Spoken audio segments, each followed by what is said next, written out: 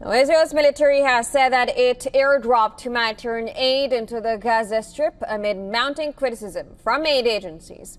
And this comes as thousands of Palestinians face the threat of widespread famine. The Israeli military in a telegram post said that it carried out an airdrop of humanitarian aid as part of the ongoing efforts to allow and facilitate the entry of aid into the Gaza Strip. It added that the drop included 7 packages of aid containing flour, sugar, and canned food. Palestinian side confirmed that aid has begun dropping in northern Gaza. The military also said in a separate statement that designated humanitarian corridors would be established to enable the safe movement of United Nations convoys delivering aid to the Gaza population, and that humanitarian pauses would be implemented in densely populated areas. Amidst the controversial airdrops by Israeli forces, the conditions in Gaza continue to grow dire due to starvation and hunger. On Friday, a 5-month-old Palestinian baby suffering from malnutrition died in her mother's arms. The death of Zainab Abu Halib occurred due to starvation after 21 months of Israeli restrictions on aid. The baby was brought to the pediatric department of Nasser Hospital on the same day as she became one of the enclave's latest hunger victims. My 5-month-old daughter died of malnutrition due to a lack of baby formula, the closure of the crossing, and the ban on the entry of baby formula. With my daughter's death, many will follow. Their names are on a list that no one looks at. They are just names and numbers. We are just numbers.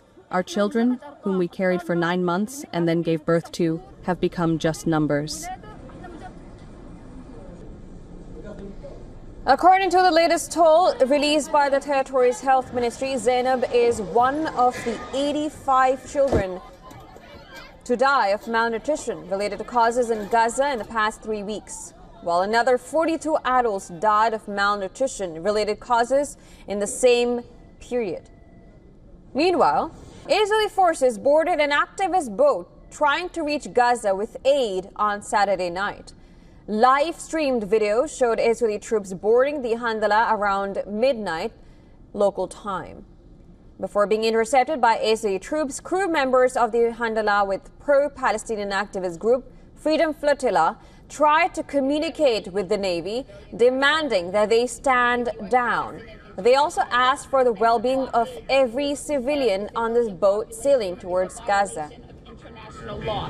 It is not only that, it is a war crime. You have no legal authority to enforce an unlawful blockade, and as such, you have no authority to use force to enforce an unlawful blockade.